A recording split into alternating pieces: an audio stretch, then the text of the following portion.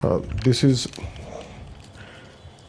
మన పళని మనం ஆறுப்படை வீதின்னு சொல்லுவாங்களே சார், அது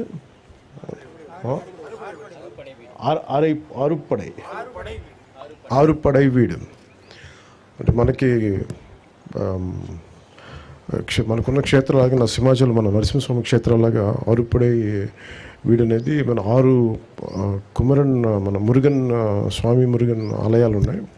సో వాటిలో ప్రత్యేకించి నేను పళని వెళ్ళినప్పుడు అక్కడ నాకు ఒక రిక్వెస్ట్ ఇచ్చారు. నాకు బాలాజీ గారు సుబ్రహ్మణ్యం గారు, మాకు ఇక్కడ సౌకర్యం లేదు, మాకు చాలా 2-3 బస్సులు మారాల్సి వస్తుంది, మీరు ఎట్లా అయినా కొంచెం దీన్ని చూడండి అంటే వెంటనే నేను మన రవాణా శాఖ మార్చులు మరి తెలియజేశాను మన రామప్రసాద్ రెడ్డి గారికి. వెంటనే మన ఆఫీస్ నుంచి మనస్ఫూర్తిగా వెంటనే దాన్ని అంటే చెప్పిన రిక్వెస్ట్ நீங்கள் ரிக்வெஸ்ட் சொன்ன உடனே ஒரு அதுக்கு ஈவினிங் சாங்ஷன் ஆயிடுச்சு.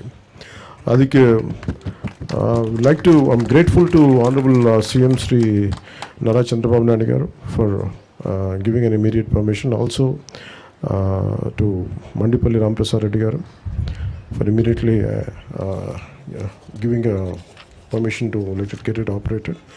అలాగే కొనకళ్ళ నారాయణరావు గారికి కూడా నా ప్రత్యేక ధన్యవాదాలు. ద్వారకా తిరుమలరావు గారికి కూడా ఒక నా ప్రత్యేక ధన్యవాదాలు తెలియజేసుకున్నాను. ఎందుకంటే ఇది చాలాసార్లు అంటే నేను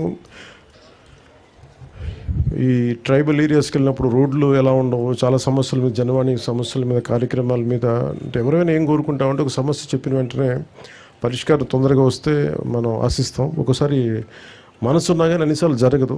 కానీ ప్రత్యేకించి ఇది మురుగన్ ఆశీస్సులు అనుకుంటాం. చెప్పిన వెంటనే ఆయన కోరిక, ఆయన భక్తుల కోరిక ఎంత తీవ్రమైంది, ఎంత బలీయమైందంటే చెప్పిన అరగంటకల్లా పని అయిపోయింది. అంటే అది మురుగన్ తాలూకు శక్తి అది.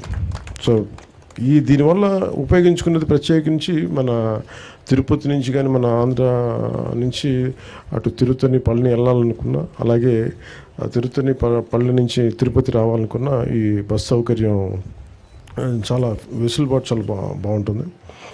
ఈ రూట్ లెంత్ 505 కిలోమీటర్లు. సో కొత్త 2 లగ్జరీ బస్సులని ఏర్పాటు చేయడం జరిగింది. ఇది తిరుపతి 8 గంటలకి రాత్రి వెళ్తే పొద్దున 7 o'clockకి పళని, అలాగే పళనిలో రాత్రి 8 గంటలకి స్టార్ట్ అయితే తిరుపతిలో 8 గంటలకు వస్తుంది. ఇది ప్రత్యేకించి భక్తులకి చాలా సౌకర్యంగా ఉంటుంది.